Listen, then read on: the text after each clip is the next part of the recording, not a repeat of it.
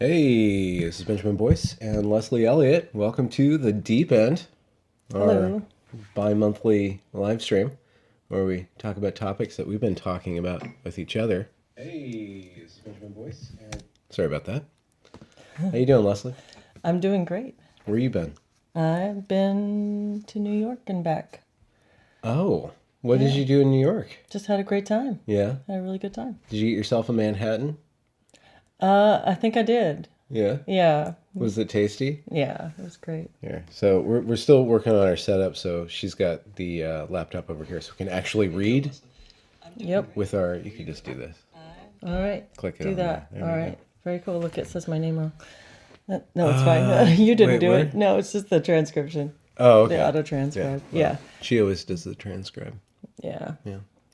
So, a lot of things have been happening in the world lately. Yeah. And it was coming up. There were some discussions around imagery on the internet. And something I noticed when I got onto Twitter about a year ago, which was almost a year ago, was that there's a lot going on in the world, of course. There are many. I Events. want to talk around them because I don't want to address it directly in this stream right now. I don't want to address the issues right now directly, but there are some really concerning things that happen, and there have been things that have been happening for a long time. Various things like the rioting and a lot of the looting and violence on the streets. And people will post these videos. Most recently, there was this video of someone being stabbed, a man and a woman out at night, and the man was stabbed. And these videos pop up, and as you're scrolling your feed, and I'm hearing that it's on Facebook too. I'm not on Facebook, but places where people share news and current events. And it feels like we're bombarded by real life, really horrific images quite frequently. And I wonder what the effect that has on people's psychological states and development might be. There's a reason why war is so damaging to people, because they see things that are just horrific that they can't unsee. And so what is the effect of all of us experiencing a degree of that when we're looking at our screens? Yeah. I can talk about something that was rather distant, and in the wake of the Evergreen State College protests of 2017, what those protests were about was kind of glomming onto this Black Lives Matter movement that I thought, I actually said in 2019, this movement is probably done. And then it came back with a vengeance. But so the college kids were taking these events that happened far away, like what happened to Michael Brown. It turns out that the narrative around this guy, Michael Brown, that he was saying, hands up, don't shoot, was a complete fabrication in order to galvanize this narrative around police violence against black people. Now, whether or not police violence against black people is a issue that can be solved by protests or an issue that is at the top of the issues of our day is one conversation, but I did see that they would take that event from very far away and then like personalize it and say, we are ourselves unsafe when we walk out into the night. And there was a shooting of a couple of black gentlemen who had assaulted a police officer with their skateboard, and they ended up getting shot. And that was used by Evergreen professors to promulgate this narrative that black people are just walking out of their doors and getting shot, completely cutting out the narrative that, there was an altercation there and they were drunk and blah, blah, blah, blah, blah. But that was papered over. And then after the protests at Evergreen that were kind of trying to recreate that sense of urgency, there was this event later on in 2017 at Charlottesville. I can't remember this state. I'm always so stupid. But there was this event in Charlottesville where these guys got North Carolina, I think. North Carolina. I wanted to not say Virginia because I wanted to say North Carolina. I don't know. I'm not good with East Coast cities either. These guys showed up with tiki torches and they say that we will not be replaced, or the Jews will not replace us, And then that got a bunch of attention, and then there was a bunch of like Antifa versus like not Antifa or Proud Boys or like white nationalists or whatever, and they're brawling, and this one idiot like ran over this young woman, had their hair, I believe, and I don't know. once that happened, then the president of the Evergreen State College George Bridges, issued this statement to the college campus about these terrible events and the rise of white nationalism, and taking this event that was way over, like, on the other side of the country, personalizing it. And I also saw Twitter itself personalize and promulgate these images and these photos and these videos, and making everything like we are right now being assaulted. Right. So what the internet does, I watched it happen to all of us, and it had been already happening, was it puts us in that Evergreen State College protest. It puts us in that protest in Charlottesville. It puts us in the war zone. Yeah, which creates that sense of hypervigilance and fear in people who are not in proximity to those events. Yeah, and it personalizes what would otherwise be like a story or a news event that we came across a day later, a couple days later. Well, and isn't it interesting that news now is like a roundup of horrible events? And I wonder when that really started. There was this, I listened to this one NPR program a long time ago. It was like an NPR podcast. They had these really, maybe it wasn't NPR. It was, but I think it was. Anyway, the subject was around how we have come to perceive the culture we live in as more violent than we used to perceive it as. Yeah, and it talked about children in the 70s being able to wander far from home and have a lot of freedom, unsupervised time. And as we've used TV news more and more, we've got more and more of this sense of the violence around us. There's more news of kidnappings, there's more news of violence, news of car accidents, news of things that aren't actually happening in our local community.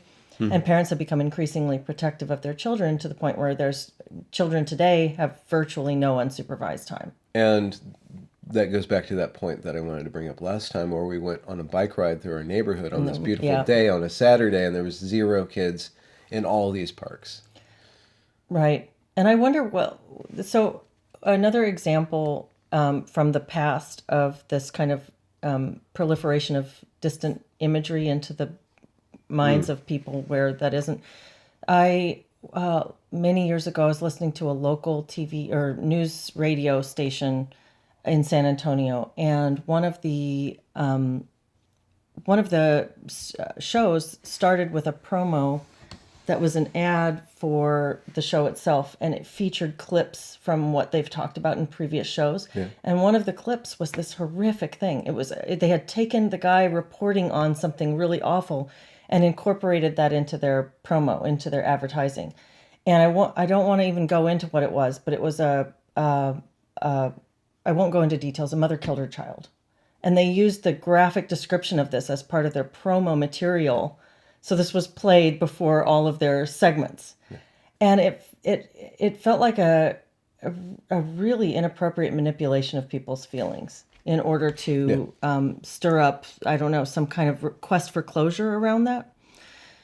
But I wonder, when you're looking through your news feed and you're seeing really graphic, violent depictions of things that are shocking and horrific, and you can't do anything about them because it's not in your neighborhood and it's not something that you have any political power to do anything about, what does that do to you? And I think it might lead to sort of a learned helplessness and a state of ever-present fear.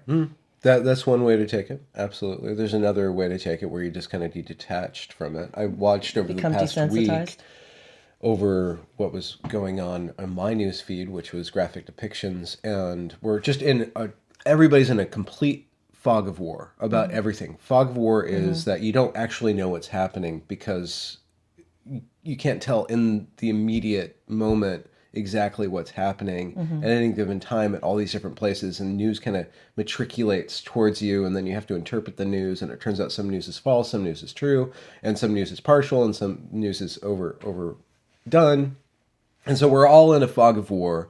There's all of this really insanely graphic imagery, like pouncing on you. It's like, okay, look at this is what's happening right now over here, and you have a response to that, and then you start thinking about the response, and then you start watching people respond to that, and then you start people like responding it all over the place. Like Like people are kind of detached from it. People are like really like, oh, we're gonna have World War III, World War III, World War III, you know. And then other people are like, we need to do this thing. And then you start to say something, you start to comment, and then people expect you to have a certain reaction to this. Like, this is a really, really bad thing, and you need to feel really, really bad about this, and we need to go and do our justice thing. Let's go do our justice thing. And I say, hold on, wait, this is fog of war.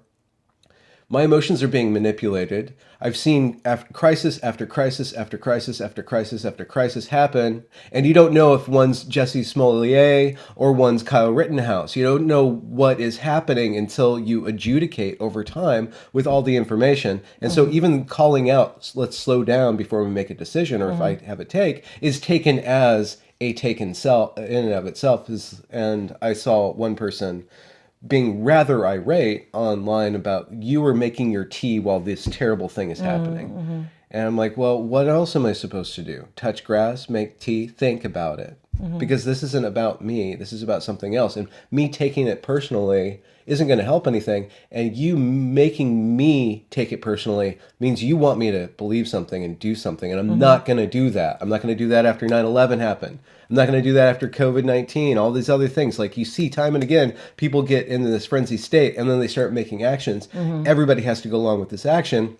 Nobody has a choice to think about it differently. But the other thing that I wanted to bring up is that I see myself getting more and more detached and start to comment about these things as though they don't matter, which I think is... That's interesting. I'm worried about that, because I do care about individual people, and I try to present like a compassionate presence online through my interviews. But that's when I'm directly relating one-to-one with person. But when we're talking about these huge historical events, I'm kind of really postmodern and postmodernist in the sense of, there's all this information that's bombarding me, and it's all narrative. Like, there's the real thing that's happening, but the only thing that's real to me is the narrative about it. And I'm really conscious that there are these people who are shaping the narrative. So there's a breakdown in the significance of the actual event itself. Yeah. I see. That's interesting. I wouldn't have thought of that. I don't know. It does seem like the ability to be manipulated by that kind of emotional response to those images is really something to pay attention to. That does remind me of the Iraq War and what happened there. Yeah. No, there's a lot of things that are very similar over and over and over again. Yeah. Well, there's a lot going on in the chat. Do you want to respond to anything? I don't see any questions. Okay, let's see. They're having their own conversation. But if anybody does have a question for us or a comment that you like, cortisol burnout is real. Yeah, that's for sure. Yeah.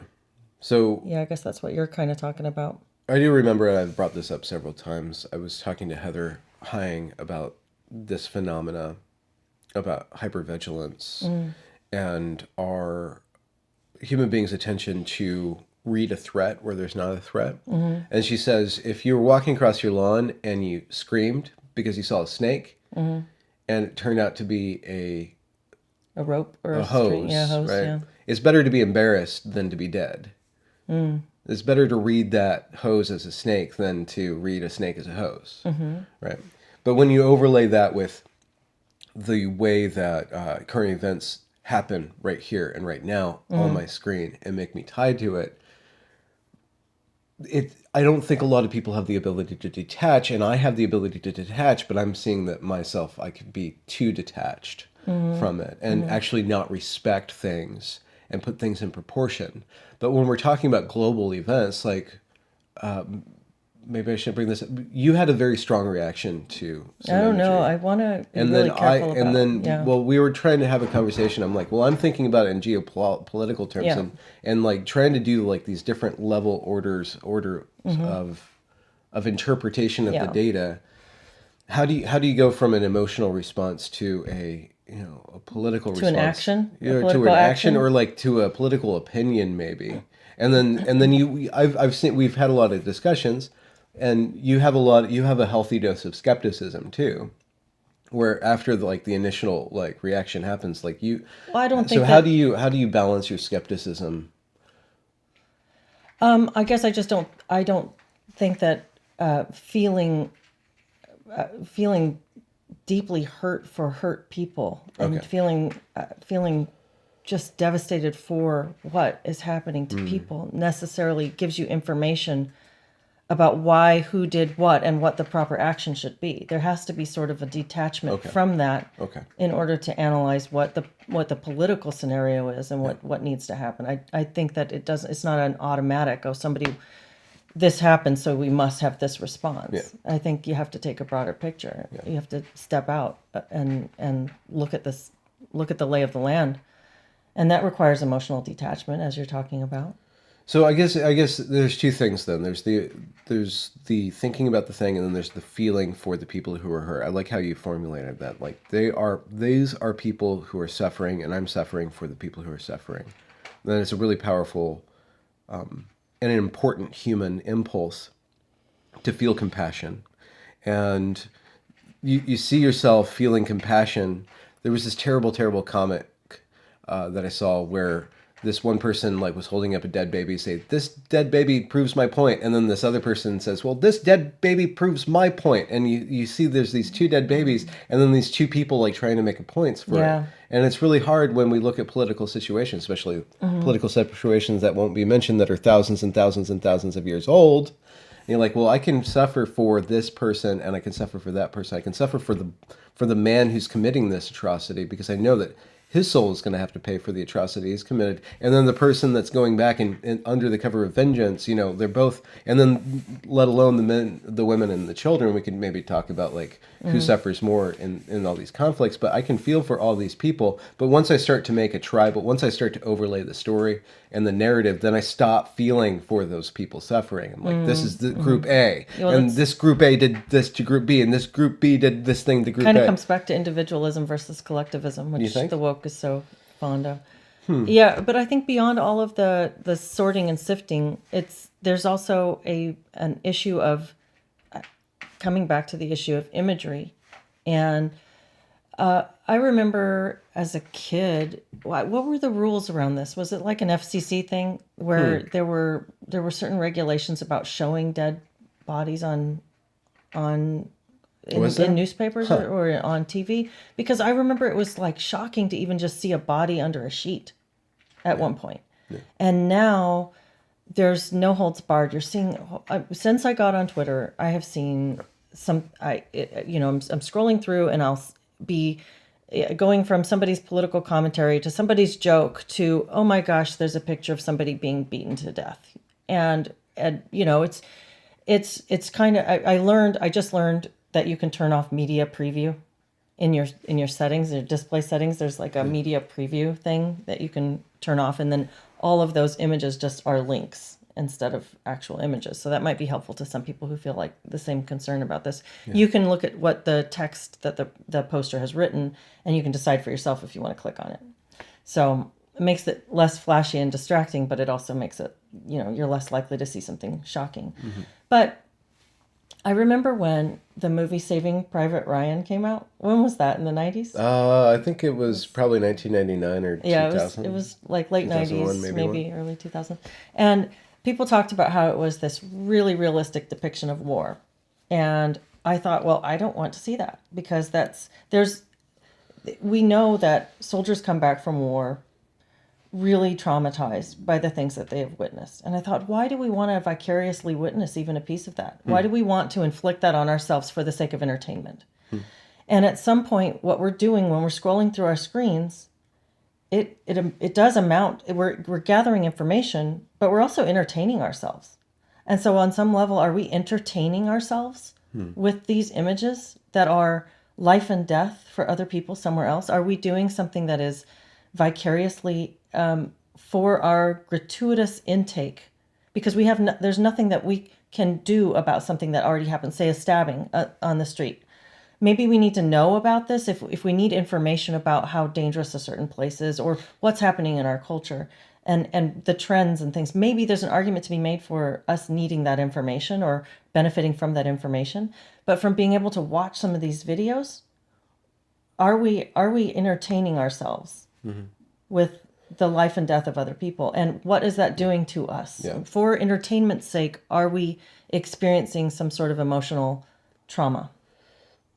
Trauma or, I guess, entertainment level outrage, kind of gladiatorial combat, late era Rome, let's watch the Christians burn, kind of like, yeah, rah, rah, rah.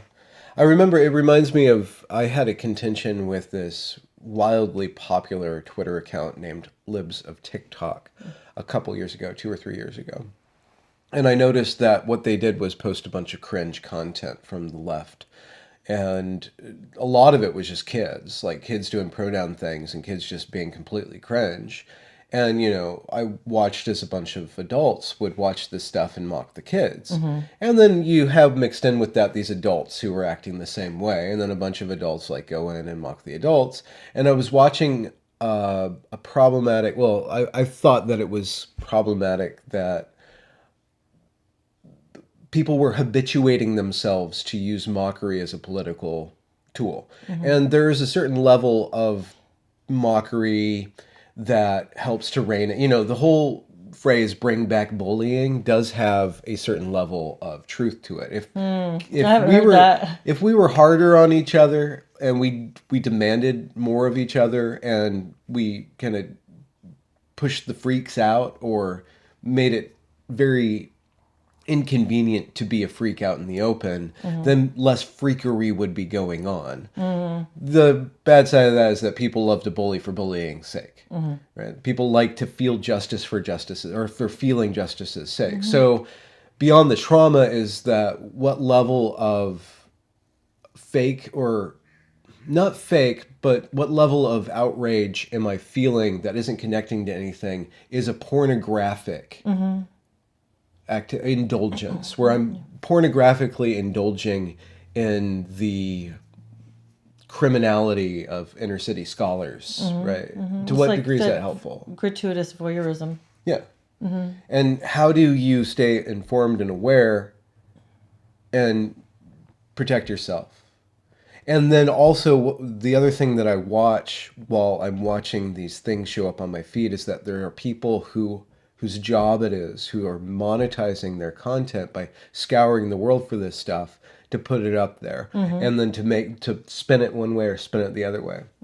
There used to be these things called faces of death. Yeah, somebody these just videos. mentioned that in here. I saw that. And you could go to certain video stores and rent Faces of Death, and it was probably somewhere in the 18 plus. And you could get it, and you could bring it home with your friends, and you could watch Faces of Death, which would be video CCTV camera footage and stuff. And it was put way away, and it was like it was for voyeurism. Did you ever look at those? No, but I've never seen them. But you can see that online, and thought if it you're was on horrible. Reddit, if you're on, you can just scroll through and you find these things, and if you're not careful, like you do that risky click thing. Yeah. So that is a part of life, and if going and seeking it is one thing, and people like really being into this stuff, there's some really bad stuff out there, and people catalog it, and then they do little justice things. I won't bring up some really terrible things that I didn't see, but people are like, "Oh, don't watch this," you know, and you see that, and you're like, "Well, I'll see about seeing it," and you're like, "Okay, yeah, there's no way I want to see that." But if it's just popping up in your feed like that, then it's turning everybody into. It's just prompting you to popcornize violence, popcorn, like, "Oh, eat it, eat it, eat it, eat it." Like, watch this, watch this, watch this, watch this. And there's different responses. One response is trauma. And wasn't there like you had a friends where you'd have movie nights and there was this phrase. Yeah. What was the phrase? No, it's just that they had like this not a Leslie movie. It was, Not a Leslie movie. No, Yeah. because I don't want to be. I made a decision a long time ago as I guess late teens, early 20s. I don't want to entertain myself with horrible fiction. I mean, people doing horrible things to each other. I don't want to entertain myself with thoughts of that. And I was a big Stephen King reader when I was a teenager, and I really enjoyed some of that stuff at the time. So what's the difference between watching it and reading about it? I don't do either. Oh, you don't do either? No, Okay. I made a decision after that. I think that we can go into that dark fascination. I think that, like you said, death is a part of life, and there's a morbid curiosity. We're curious about death. We're curious about the body being injured and damaged and about the ways that people can be hurt. And there's reasons to be curious about that. It is a part of our life, and it's something that we hope won't happen to us in certain ways, and we hope won't happen to our loved ones. And so it's a tendency to kind of shove that into the shadow and just kind of la, la, la. But then we can also, I think, become obsessed with it as well, and obsessed with seeking it out. And that's that Faces of Death thing that you're talking about is a really great example of making marketing entertainment for people who are curious about these things. And I just, I there was something unclean feeling about it to me, and very dark about it to me I never liked horror movies. Yeah. For one thing, I was not like my friends like the Freddy movies and the Jason movies, and I didn't like that sort of thing. It was scary to me, and it gave me trouble sleeping. But I just, you want to preserve your sensitivity. Yes, I guess that's one way to put it. Yeah. I also just want to focus on other things. I think that there's a different area to focus. Yeah. And that's not a thing I want to do for entertainment. I think it also coincided with becoming a mother, because it became too real for me. Thinking, now I have somebody that I love more than life itself, and the thought of something bad happening to this person it's too scary for me to think about. And so I no longer have the ability to find gratuitous, entertaining enjoyment. I'm good. Thank you. By watching people be hurt in any way. But oh, you have cream. Yeah, I do. Oh. Okay. Do you want some now? You want to swap out? Sure. Okay, Thank you. I'll take that. I'll take the hot one. Thank you. Let's see what time it is. Yeah, we're fine. That made me think about what you talk about with your about like just letting the boys be dangerous, like just letting. But so there's also like you have to willfully allow kids to be in danger. You have to willfully like a parent who's oversensitive to this, or is inclined to this thinking will probably shelter their kids and not give them opportunities to go out and be independent, go out and take risks. Yeah. Right. So there is also the overcorrection the other way of not being so hypervigilant to that stuff that you don't just kind of allow nature to take its course when you're rearing a kid or actually trying to get them to learn to fly, in that respect. So I'm going from Twitter world, entertainment world into the actual world, and that's going back to what you're talking about in the 80s when there was those movies about these kids being abducted, and everybody got really obsessed with their kids being abducted, that they stopped letting kids go out, and there became like this whole safetyism culture. And now we have a bunch of kids. I was talking about this to you the other day, where I was thinking about a modern version of Scared Straight. So Scared Straight was this television show where you put these asshole teenagers into a prison and get them to experience like the outcome of like, if you're going to act this way, then you're going to go that way. And it was Scared Straight.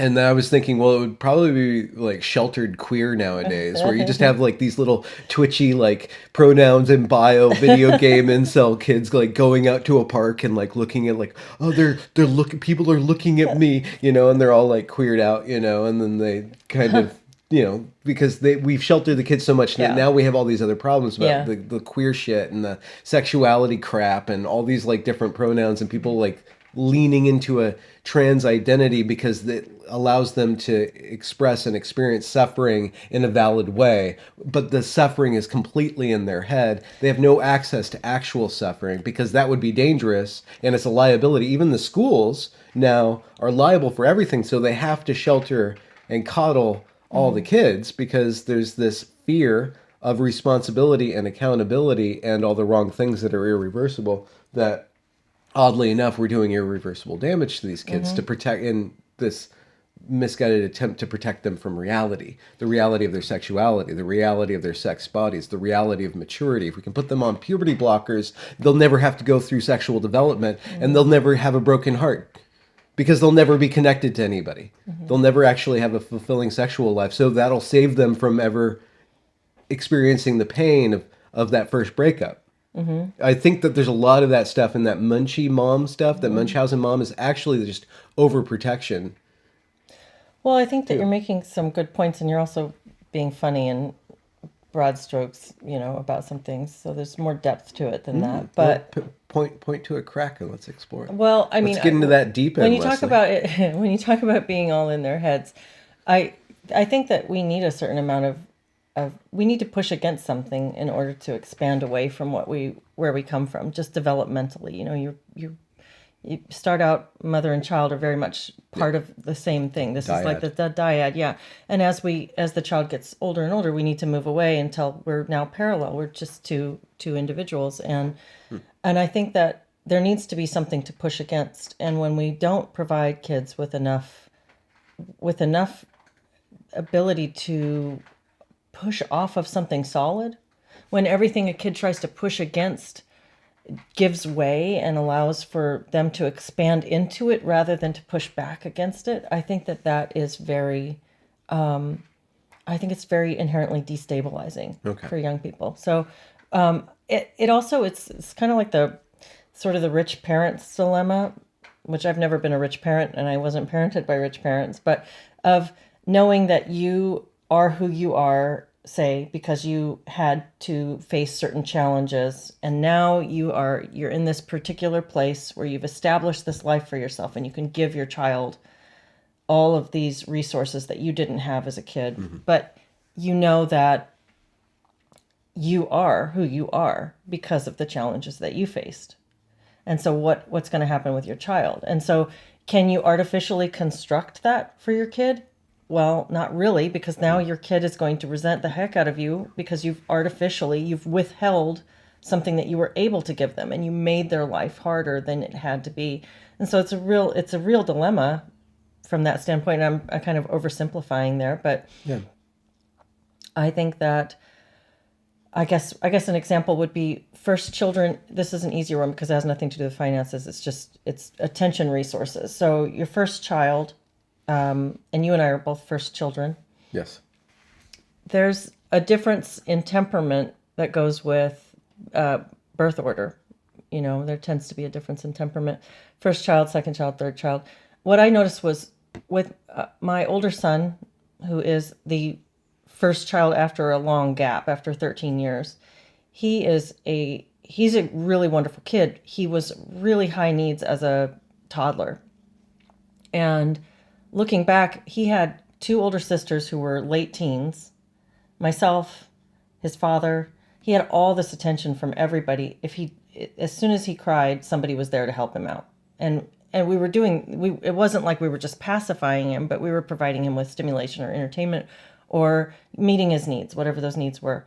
And then his brother, my younger son, there was a kid who was used to having all of his needs instantly met. So there was this high needs 2-year-old in front of him. And so sometimes the baby would cry and you couldn't get to him in time. So he would just he would have settled himself back down before you had a chance to come over. So the cry starts and you're in the middle of, like, I don't know, cleaning up a mess, washing hands, or putting out a tantrum or whatever. And so you hear the baby and you want to run over to the baby, but you can't. And so 2 minutes go by, 3 minutes go by, and then you get to the baby, and now the baby has settled himself back down. And the subsequent temperament development was so different. He was so much more easygoing. It's like he figured out, it's not going to end. I'm going to be all right. Yeah. It's interesting to watch how that happens. And you can't fake that, really. I mean, you can't, it's not in your, as a mother, it's not really in you to just allow your baby to go ahead and cry. Okay. You'd be like holding yourself back and you'd be in tears. Your baby's crying. Yeah. You need to go to your baby. And so it's not something that you can really artificially engineer for your firstborn. And I guess that's kind of a unique situation because a lot of times your firstborn, you're just so wiped out. So I had a unique situation in that I had many hands around. Yeah. So kind of going back to that human impulse to fix a problem when it's presented to you, you see a baby crying and you want to run to it. When you're looking at media that's presenting you with a distressed individual and you want to run over to it and you can't. So you have to use all these... You signal your feelings. You signal your feelings. You write these screeds, and then people and then you yell at other people who aren't signaling the right thing. Yeah. And that's how because you have no power, and that's how you channel your desire to have some control and be some kind of help in that situation. So it's not just entertainment. You see this with crisis after crisis after crisis. There's a lot of people who are plugged into, let's say, the app formerly called Twitter, that don't know or are not self-aware enough to see that they are feeding on something that's not real, that is actually entertainment. They respond to it because it is real. It is real. Somewhere this thing happens, Absolutely. somewhere this thing is happening, somewhere society is devolving into just walk into a store and grab whatever you want. Nobody's Yep. going to stop you or whatever. But you bleeding about that on the internet, you plugging into it on the internet and then going out there and trying to do something about it. If you're like in that Karen set, if you're like 40-year-old, 50-year-old, you're gonna like do this kind of reputation management game. You're gonna like put forward your opinion, and the boys are doing something very similar but a little bit different about cries for war, cries for justice. But you're like, what, are you going to actually go and do that, or would you like your sons to go out and do that, or do you just want to rally those troops way over there to do that and say we should do this thing, in this detached presentness way? Well, and I don't want to mock that either. I mean, when you're talking about not wanting to use mockery, not wanting to fall into that sense of always that condescending, I know better than you kind of tone. I see that happening, and I see it as a human impulse that we all have the potential to fall into. To judge each other, to regulate each other. To judge each other, to regulate each other, but also to do that signaling, to do that. Here's this horrible thing. It's horrible, and it makes me feel. I have an outpouring of empathy. I have an outpouring of indignation and all kinds of. I want to run in and help with this thing, and I can't. I'm stuck not being able to. Well, what can I do? And it's almost it's not almost. It is sort of a subconscious channeling of that into these other things, into like the signaling and the verbalizing of it, and then the management of other people around this, and the discussions. It sort of just feeds this loop of busybody discussions, but that's because we want so badly to help and we can't. And then there is one step younger than the people who are, and then there's the college kids. Mm-hmm. And if you look at what the college kids, how the college kids responded to a international conflict, which will not be named in this episode, they went out, they kind of all gathered on one side. They're taught like there's the oppressor and the oppressed, and these are the oppressed. So it's justified that they lash out. It's justified for the oppressed to act any way that they need to because they are the oppressed. They are the ones that are not in power. So their atrocities aren't actually atrocities. They're justified. And we've been watching that since Evergreen. We've been watching this rhetoric kind of ramp up and go to the next level. Like, well, they're yelling at Evergreen. They're yelling at you, but you're not hearing them. They're using bad words, but you want to control and police their tone. Hands down, George. You don't tell us what to do, George, right? And this atrocious behavior is justified because these kids are the oppressed ones, right? And then it's starting to ramp up, and it's going a little farther. When I was going through the Evergreen footage and I'm watching these struggle sessions, I'm saying, why are they not getting violent? Why are they could at any moment actually get violent, but for some reason they're not getting violent. They know that there's still this line there, but they're playing with this line. But if you look at communist China, and I had an episode a few weeks ago with this wonderful woman whose name is slipping my mind right now, who grew up in communist China and was exposed to the school system that was under Mao, that where struggle sessions happened, where we struggle sessioned all of our teachers, and then we started to struggle session ourselves. And there were moments where violence started to happen, and that was papered over because it was okay. The violence was okay in one direction. So one way these kids that are plugged into the internet and then also in these woke social justice schools that are getting this rhetoric where you have to change the world. Your value as an individual is about changing the world. How do you change the world? You get out there, you protest. You get out there, you fight for the world. And they're watching all this stuff, and they're being fed all this stuff. So they're going to go out, and they're going to keep on being used. They're being very much manipulated in my humble estimation. They're being manipulated as the useful idiots, as the cannon fodder, without actually being sent over to these countries way far. In the country, they start to destabilize the countries. They start to take all of this thousands and thousands year old strife, and they start to bring it home, and they start to enact it out home. And what do you do there? Because they need to do something. They're not going to be content with just responding on the internet. So you feel like screaming on the internet. this is the recipe to lead towards violence? You saw that with the Summer of Floyd. That's what they did. They're like, there's a bunch of injustice in the world, so let's go. Like, all these idiot white kids went to the black neighborhoods and burned them all down, for justice or whatever, And all those black business owners were shit out of luck. So, SOL. So who actually pays the price for a generation that's raised on violence porn, and then also the social justice? You have to do something about it. And then what are they going to do with their energy? Are we actually going to ship them out? Well, so going back a step to the violent imagery, and is it necessary? Some people will argue that it's necessary in order for people to grasp the gravity of something that's happening, that they must be able to see it for themselves in order to grasp it. And what are your thoughts on that? Well, that is, well,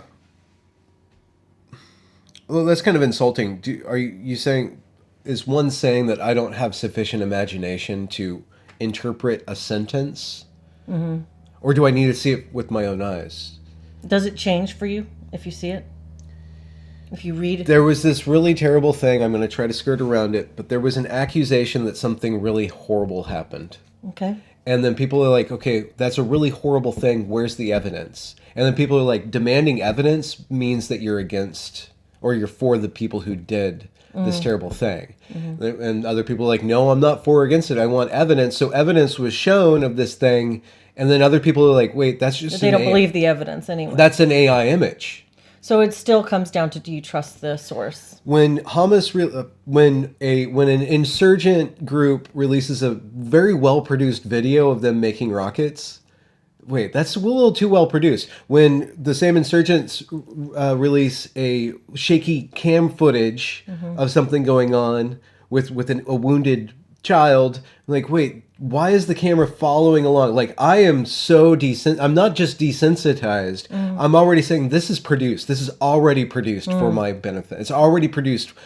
Even if it's true, whoever's producing that content and is documenting the atrocities already thinking in their head, how do I produce this correctly? So already there's a grubby... feels like something rhetorical. It still feels like it's already lifted up into the realm of narrative. It's already removed from the actual. Okay. That is the postmodern predicament, beyond all this, like, postmodernism as a sort of political way of eroding reality. It's just like the medium, right, is the message kind of thing. Like, there's already something between me and that thing that happened. And even when I look at tragedies in my own life, like, I look through and I have something traumatic happen, I build a story around that thing, and then I go through this process of emotions. I got mugged in Chicago, like in 1998. And that sketched me out for a long time. Whenever I was alone at night, walking around, I was really fearful. I moved to Portland, Oregon, and I would still walk around, and I would be really scared. Like, something's going to happen to me, something's going to happen to me, something's going to happen to me. And eventually I just relaxed out of that. And eventually I realized one day, I'm like, oh, I don't have that fear. That fear was really, really present. That fear was attached to this real event. It was an echo of the real event, but it wasn't the actual real event. There's nothing I could do about that real event after it happened. The media is still there. So we have this fear, we have this thing that's attaching us to this moment in time that's already gone, that we don't have anything to do about it. So there's that level as an individual citizen, knowing what to take important, what to distrust, having healthy skepticism, but also a healthy amount of compassion. And then there's the level of what we do about it as a country, or is this, and having that discussion about, should we make all these decisions as a country to do this or not? And insofar as we are in a democracy, which is arguable, to what degree do I have any input on what we do? And should I be should I be a voice saying, slow down, slow down? Should I be a voice saying, we need to fix this situation, we need to be in there, we need to resolve this situation? Should I be one of the voices saying, we need to be for this group, or we need to be for that group? That's another thing, but all of that is built on a response to these images, to this evidence that I have, and then either a careful consideration of the evidence or a very urgent response that this is a problem we have to do now. We don't have time to think about this. Despite the fact that crisis after crisis after crisis after crisis has happened, and we've seen society be completely manipulated So on the a images massive aren't scale. important to your understanding. I think like, what do they actually mean? What do these actually mean? I'm more concerned about what these images mean to other people than what they mean to me. Right? I mean, they mean something to me. This is terrible, but I understand that there's this historical backdrop to this, and I could read about this and understand that this pain is going on, and it's a biblical thing. What about you? How do you go from that image to the decision mechanisms, and what are kind of one or two pitfalls? I guess that depends on how much decision-making power you actually have. Yeah. And that's the question. I mean, at what point is it just voyeuristic and gratuitous? At what point are you somebody that actually has the power to do something about it? Yeah, But, that's true. yeah, So what kind of person do you want to be on the internet? I don't know. I guess I'm still working through trying to decide if I think the internet is potentially something that's good. I mean, obviously it adds a lot of things that are positive, but on balance, I'm not so sure. Yeah. Yeah. Yeah. I don't think there's any questions. Did we have one more thing that we wanted to talk about? You mean something that's Yeah, my phone. more than More Than Words. words? Yeah, there's this song called More Than Words by this band called Extreme. I don't even think it was a band. It was It was a couple of Did brothers. they ever have anything more than that? Just one song? More than words. Okay, well, you have to sing it now. All I ever heard to do my feelings. Okay, so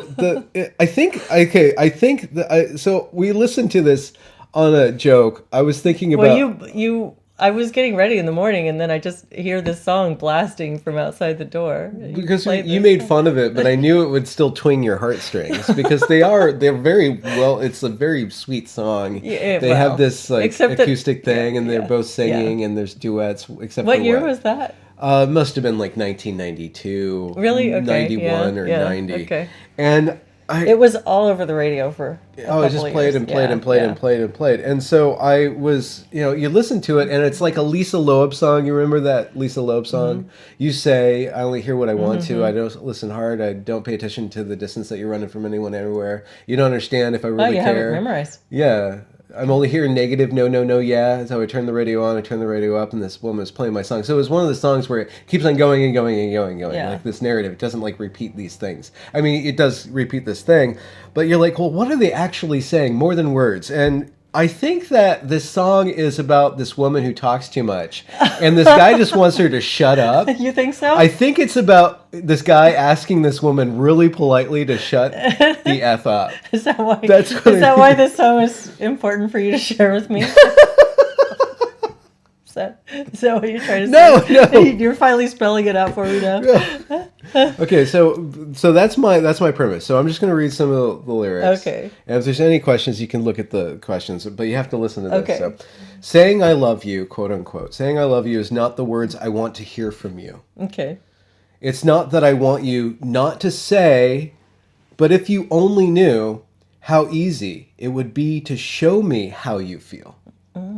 More than words is all you have to do to make it real. What's more than words? Like, shut the fuck up, bitch. I'm sorry. I know. I think that it sounds like he is like a code. Like more than words is a phrase that is code for For what? like More than an words. act. Okay. Oh! Yeah. Oh, more than words. Oh, so this guy's asking for a BJ. It's a steak and BJ day. Okay.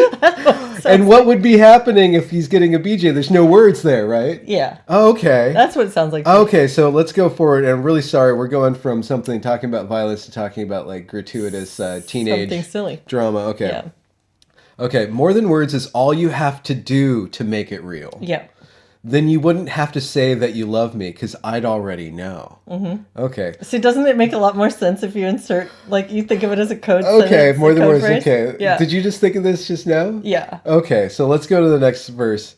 What would you do if my heart was torn in two? So this guy's like, he's really neat and like, oh, baby, oh, baby. Yeah. He's Okay, more than Pull it words hard to up. show you feel that your love for me is real. Okay. What would you say if I took those words away?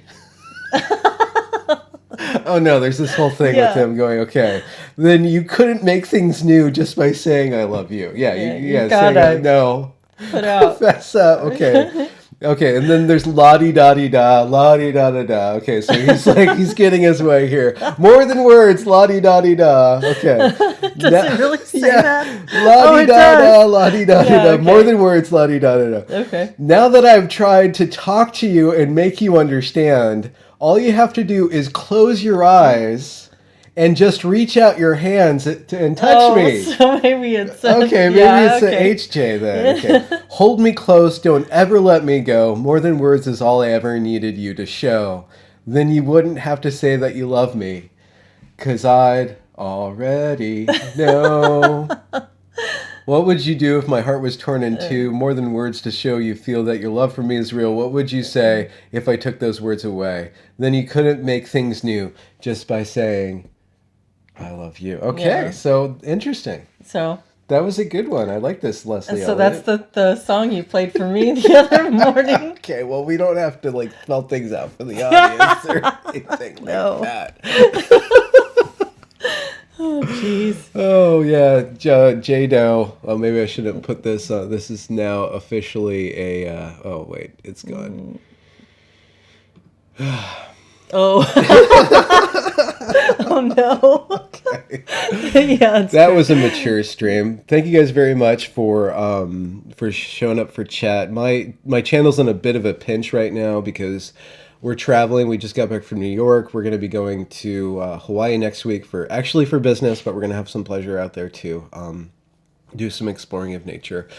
So I need to film as much as possible this week to have the channel up and running. I'm going to be really busy this fall. It says there's a super chat. I don't want to miss those. No, I absolutely. don't wanna They're miss absolutely that. important. Okay, here we What go. what Risky is it? click. Here we go.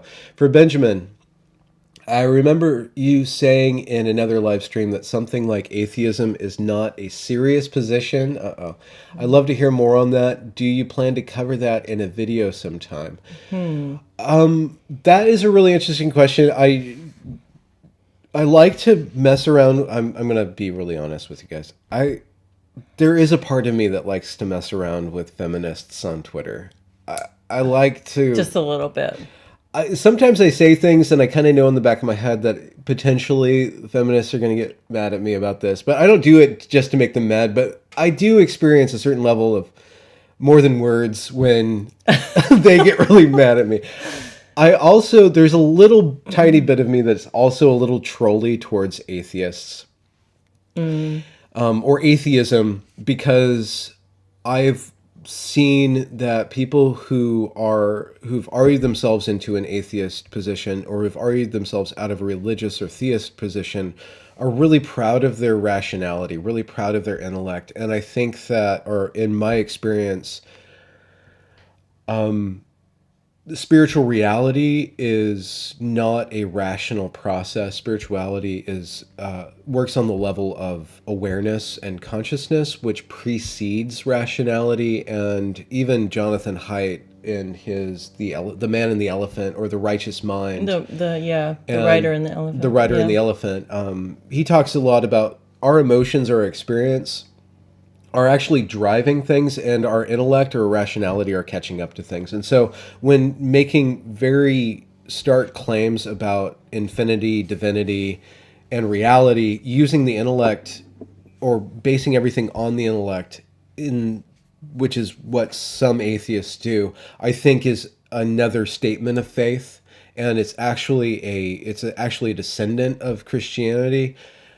Insofar as Christianity in the West was proceeded through rational means to rationally lay out what God is rationally. I don't think God can be gotten to or away from. I think you can argue yourself out of position of religious devotion through rationality. I don't think you can necessarily argue yourself into spiritual reality through rationality. Now, also, I want to respect people who are atheists because they grew up in a Christian context and they started asking questions and they were told to shut up.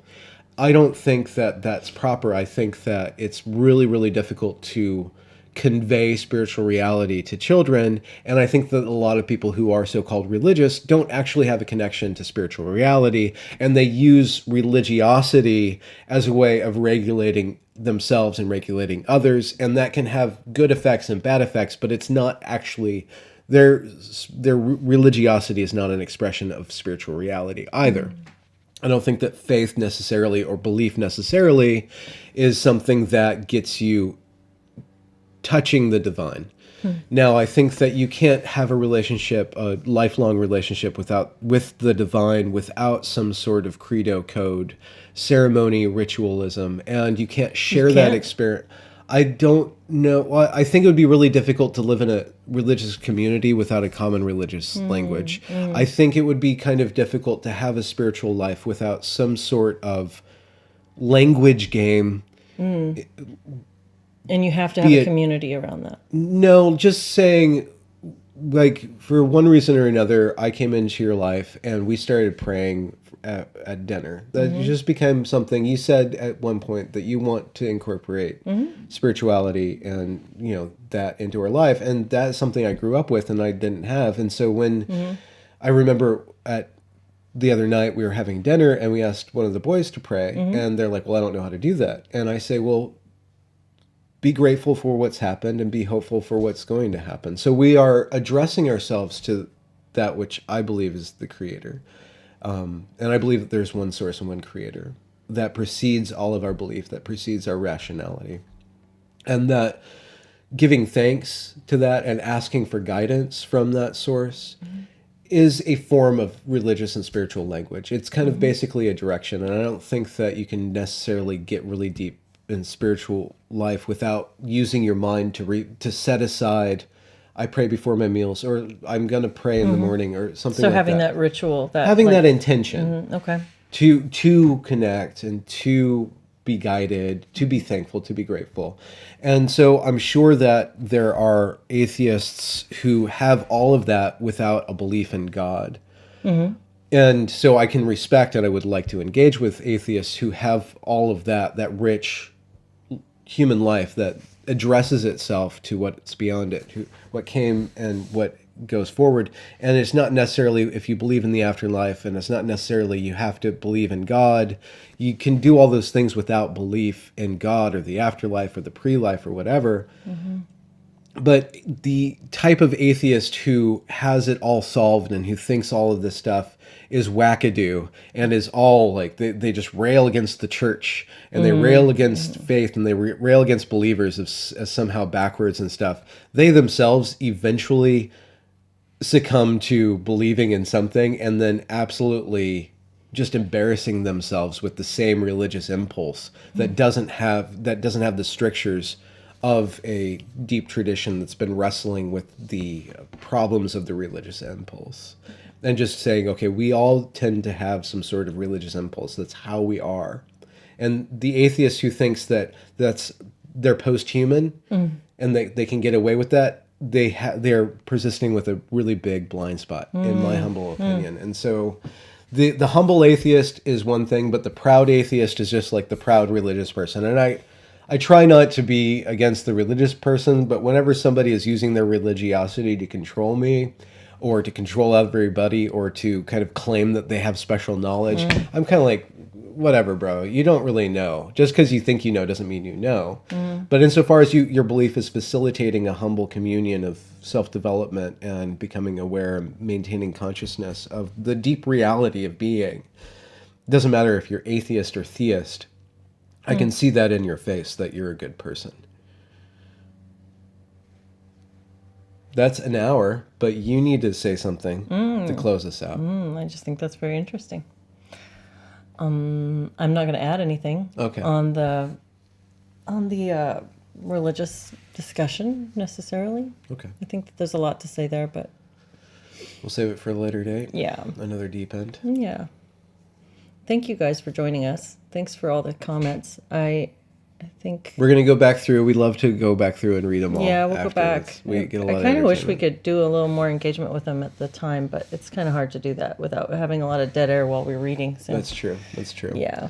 Maybe we can do more than an hour and do the last half hour. It was like just really like a relaxed, Q&A kind of Q&A. thing, just discussion. Yeah. That'd be fun. At some point, we have spoken about call-in kind of show. So maybe after really the fun. last half hour, do a call-in or have like another guest come in and we can talk to them. So we are open to that. But thank you very much for showing up. Peace to you. Love you all. Oh, gosh. Okay. That's the inside joke. Bye. Bye.